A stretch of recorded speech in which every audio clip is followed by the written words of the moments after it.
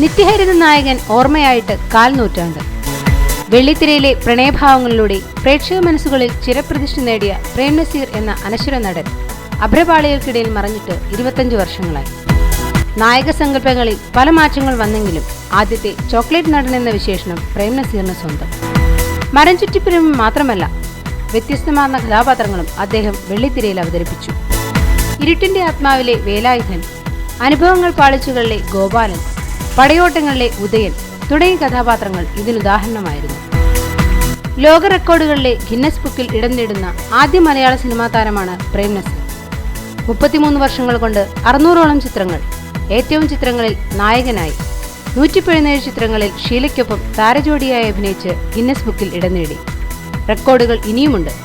72 നായികമാരോടൊപ്പം അഭിനയിച്ച നടനും ഏറ്റവും കൂടുതൽ സിനിമകളിൽ ഡബിൾ റോളിൽ അഭിനയിച്ച നടനെന്ന റെക്കോർഡും പ്രേം നസീറിന് തന്നെ.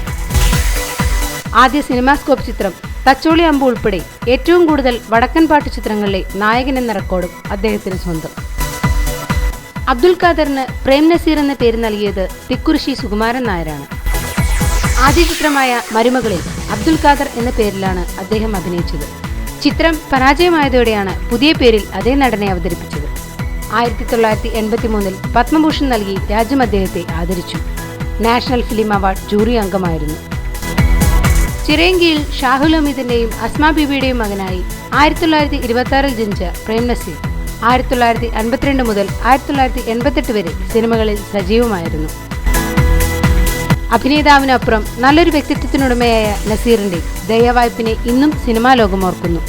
നിത്യഹരിത നായകൻ ഒട്ടും ഹരിതശോഭ നഷ്ടപ്പെടാതെ മലയാളി മനസ്സുകളിൽ ഇന്നും ഓർമ്മിക്കപ്പെടുന്നു. ഓരോ പ്രധാന വാർത്തയും ഇന്ത്യ ക്ലിപ്സിലൂടെ അറിയാൻ ഞങ്ങളുടെ ഫേസ്ബുക്കിലും ട്വിറ്ററിലും അംഗമാകും.